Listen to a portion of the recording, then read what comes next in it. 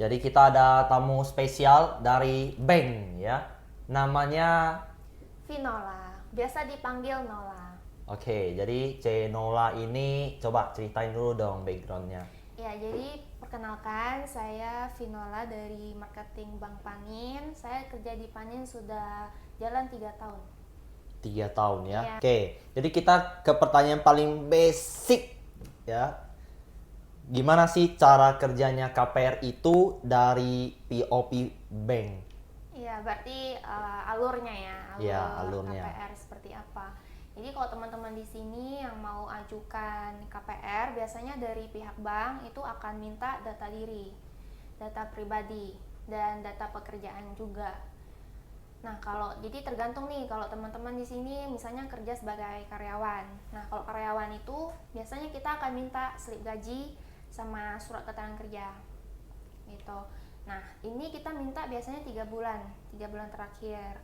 Nah, ada rekening koran juga ya 3 bulan terakhir. Nah, kalau wira swasta itu beda lagi syaratnya. Kalau wira swasta misalnya nih teman-teman ada perusahaan bentuk PT atau CV ya kan itu biasanya ada akta tuh. Nah, kita biasanya akan minta akta PT ya dari pendirian sama perubahan terakhir sama legalitas perusahaan juga seperti NIB dan NPWP gitu sih. Oke. Nah, kalau untuk data pribadi itu kita sama aja untuk wira swasta sama karyawan. Biasanya sih kita minta KTP, NPWP, kartu keluarga, dan akta nikah kalau sudah married. Kalau sudah pisah, akta cerai, dan kalau sudah meninggal berarti ada akta kematian. Kok banyak banget ya datanya? Iya, itu basic sih teman-teman. Jadi untuk di bank manapun pasti akan minta data pribadi. Gunanya apa ya? Untuk memverifikasi data nasabah kita gitu. Oh, jadi kalau dari POV-nya bank, Mm-mm. dia kumpul data nih. Terus abis itu apa lagi yang dia lakuin? Nah, jadi biasanya kita akan minta BI checking nih, BI checking untuk lihat kredibilitas nasabah lah gitu. Dan setelah itu review sekilas terkait data pribadi. Habis itu udah kita lanjut proses teman-teman. Habis itu harus sudah disetujui baru kita proses di notaris gitu. Oke. Nah, tadi kan ngomong BI checking itu Iya. apa sih itu? Ya, BI checking itu jadi kita lihat history dari kredit nasabah sebelumnya yang sudah berjalan gitu. Oke. Mm. Terus BI checking yang kayak gimana sih yang bagus terus yang Ya. jelek gitu? Nah, kalau untuk BI checking sih kita nggak ada aturan baku yang bagus seperti apa, yang jelek seperti apa. Balik lagi ke data nasabah ya, case by case lah. Kalau kita mau kredit di bank itu biayanya apa aja gitu? Oh ya, kalau biaya di sini bank manapun pasti timbul biaya teman-teman. Jadi kalau untuk biaya akad sendiri ya, biaya bank itu estimasi 4 sampai dengan 5% dari pinjaman. Gitu. Jadi kalau misalnya teman-teman pinjam misalnya berapa nih? 500 juta misalnya. Nah, anggarkan biaya itu estimasi 4 sampai 5%. Berarti sekitar 20 sampai dengan 25 juta. Itu untuk biaya bank sendiri. Itu di luar AJB ya, biaya AJB sama balik nama dan biaya beli, pajak beli, sorry. Pajak beli atau BPHTB. Oke. Gitu. Kan nggak cuman biaya itu doang. Hmm. Yang paling orang-orang takut itu bunga, Bunga ya. ya. Nah, Ya. bunga yang bagus itu yang gimana sih? Yang harus kita pilih sih? Oh gitu ya. Oke, biasanya ada bunga fix sama bunga floating ya. Pernah dengar nggak bunga Oke. floating? Jadi kalau di bank KPR itu sebenarnya ada dua macam biasanya yang umum. Itu bunga fix sama bunga floating. Nah, kalau ditanya bagusnya yang mana, itu tergantung sih ya. Sebenarnya ada plus minus lah, kelebihan dan kekurangan masing-masing setiap bunga. Kalau suku bunga yang fix itu enaknya dari customer itu bisa tahu cicilan dia dari mulai kredit sampai selesai kredit berapa. Sedangkan kalau bunga floating ini kan tiap bulan berubah-ubah. Cuman kadang ada program yang dari bank itu fixnya itu di depan lebih murah bunganya. Cuman kadang cuma 1 tahun atau 2 tahun gitu. Jadi mungkin di tahun pertama, tahun kedua bisa kecil banget, bisa 3%, 2% bunga fixnya. Tapi di tahun selanjutnya itu bunga floating bisa 11%, 12% itu sih. Nah tergantung nih dari nasabah. Kadang ada yang mau yang floating karena mau lunas percepat lah. Misalnya tahun kedua mau lunas dulu, jadi bunga floating dia nggak kena gitu. Nah kalau bunga yang fix sampai lunas ini ya berarti memang konsumen mau selesai gitu loh kreditnya, nggak ada lunas percepat. Cuma kalau di Panin sendiri sih kebetulan kita nggak ada bunga floating teman-teman. Jadi di Panin sendiri sih ada bunga fix sama fix berjenjang. Nah ada nih istilah lagi, fix berjenjang, pernah dengar nggak? berjenjang. Iya, gimana? Fix gitu. Iya, jadi kalau fix berjenjang ini itu dia tiap tahun, misalnya nih tahun pertama sampai tahun ketiga 5,75. Nah, tahun keempat sampai dengan tahun ke-6 itu 8,75. Tahun ke-7 sampai dengan tahun ke-15 itu 9,9. Jadi dia fixnya itu berjenjang. 3 tahun, 3 tahun, dan seterusnya. Jadi ada 3 macam. Nah, yang bunga seperti ini biasanya lebih populer lah, lebih favorit customer. Karena dia lebih murah ketimbang fix sampai lunas. Karena kalau fix sampai lunas itu bunganya itu start dari 7,5 teman-teman. 7,5 kan. Jadi jatuhnya sih lebih mahal. Dari kita proses awal KPR sampai kita udah selesai nih tanda tangan, itu biasanya waktunya berapa lama sih? 2 minggu sampai dengan 1 bulan estimasi. Karena gini, untuk proses di bank sendiri itu makan waktu kurang lebih 1 minggu sampai 2 minggu. Lalu kemudian kita akan proses IPH di notaris. Nah itu yang makan waktu kurang lebih sih sejauh ini 1 minggu lah, 5 hari kerja lah. Dan lalu bayar pajak, pengecekan di notaris gitu. Jadi kurang lebih sih di notaris mungkin makan waktu 1-2 minggu lagi. Jadi kasaran ya 1 bulan lah sampai dengan cair. Contoh-contoh kasus yang Cenola pernah ketemu itu yang bikin KPR-nya proses agak lama itu kenapa sih?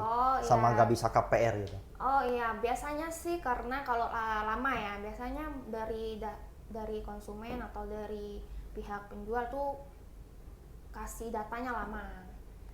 Jadi harus kita follow up setiap hari gitu. Kalau lama ya kan, kita harus follow up 2 hari sekali atau setiap hari gitu. Nah itu sih yang kadang bisa lama prosesnya.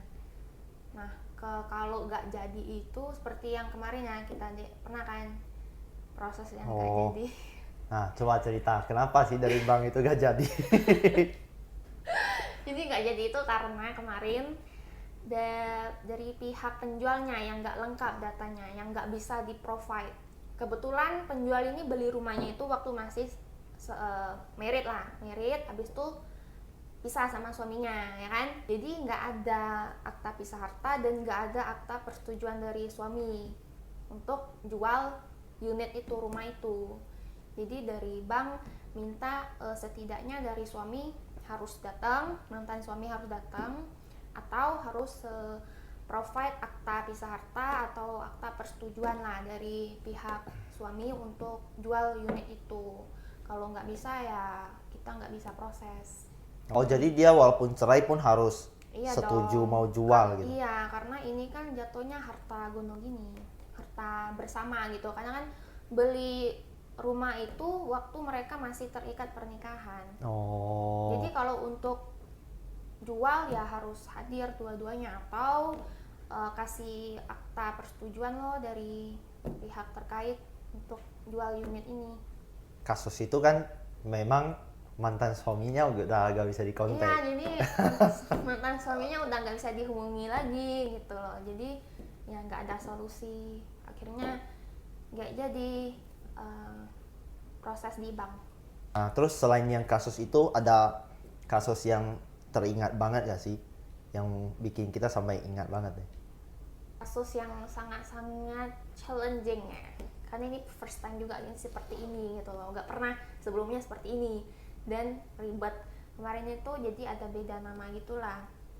di KTP sama di buku nikahnya. Karena kebetulan nasabah ini nih udah lansia lah, jadi udah berumur dan itu di kampung. Jadi kan udah lama nih meritnya ya kan. Jadi kalau di kampung itu kadang ada beda-beda nama. Beda nama. Dengan KTP. Udah beda-beda nama gitu sih yang harus tanya ke BPN segala macem, alot lah untuk nego. Soalnya dimintain akta lahir tuh nggak ada juga. Kok gitu? Iya, jadi nggak lahir dong. akta lahirnya hilang atau apa kita nggak tahu atau nggak pernah buat ya kan. Jadi harus buat lagi akta lahirnya gitu. Karena ya kalau akta nikahnya itu sama KTP beda nama ya kita mau verifikasi ini orang sama gimana dong. Jadi harus lihat lagi akta lahir apakah dia ada sebelumnya pernah ubah nama kah.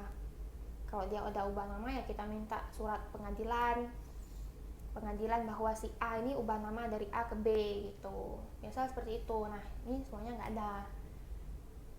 Jadi gitu deh. Semuanya nggak ada. Iya, jadi sangat-sangat alot untuk administrasinya. Cuma secara data sih oke. Paling di administrasi kebanyakan kendala itu di administrasi sih. Data kita mau dibilang bagus itu kira-kira yang kayak gimana sih? Ya, yang bagus ya. Yang bagus pastinya yang tercermin di rekening untuk penghasilan.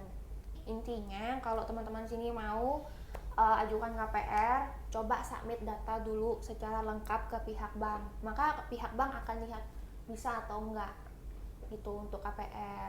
Amannya sih seperti itu.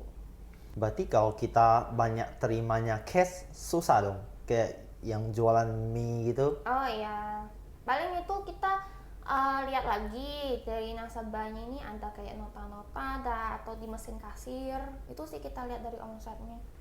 Karena ada banyak bank nih sebenarnya kan. Nah, kapan saat yang tepat itu kita pilih panin gitu.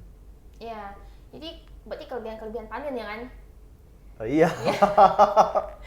Jadi kalau di panin itu guys menawarkan program suku bunga fix berjenjang. Jadi ini yang menjadi favorit nasabah sebenarnya. Karena kenapa? Jadi nasabah bisa budgeting nih tiap bulan berapa angsuran KPR, jadi nggak berubah-berubah lagi untuk bunga. Itu yang menjadi favorit. Kemudian proses juga gampang, fleksibel karena di panin itu persetujuan approval semua di Batam. Jadi nggak harus sampai ke pusat atau Jakarta gitu. Ini kalau bank-bank lain kadang harus ke pusat atau kemana gitu kan. Kalau di panin sih approvalnya di Batam, itu yang bisa buat persetujuan itu lebih cepat dan efektif. Itu cepat dan gampang gitu. Kapan saat yang pas nih untuk orang-orang itu ambil KPR? Oke, saat yang tepat untuk teman-teman ambil KPR ya. Ini jadi dari sisi bank ya, untuk syarat yang kamu bilang kayak umur atau apa gitu kan. Nah, kalau syarat di bank itu untuk umur itu minimal 21 tahun. Atau di bawah 21 tahun juga bisa, cuman sudah merit. Hah? Jadi kalau kamu nih umur 20 tahun, kan kalau secara syarat bank kan belum bisa nih, tapi kamu sudah merit, udah menikah, itu bisa. Cuma kayaknya jarang lah ya. Zaman now Gen Z sepertinya takut Telat merit. nikah. Telat nikah atau takut merit gitu. Jadi gitu sih.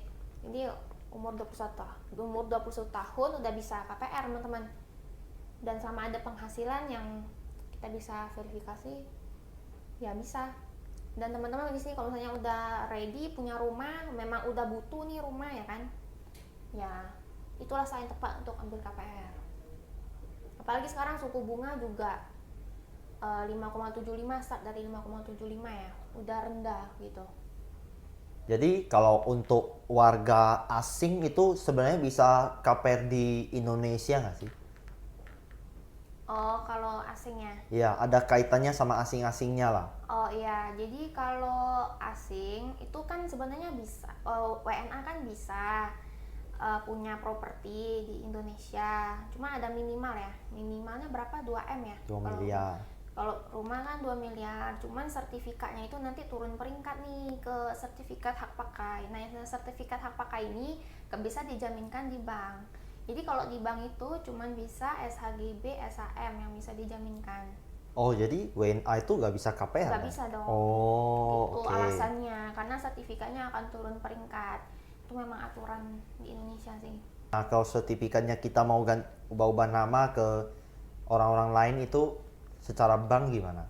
Kalau di bank itu harus yang Misalnya ke saudara gitu. iya, ke saudara kandung masih bisa. Saudara kandung, orang tua, anak itu masih bisa.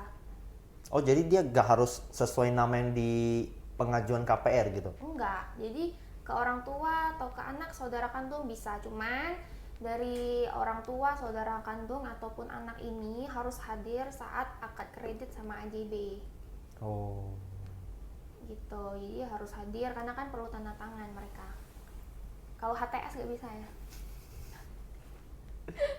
Oke. Thank you so much Udah. for your sharing. Thank you juga untuk Koko Azan sudah mengundang saya ke podcast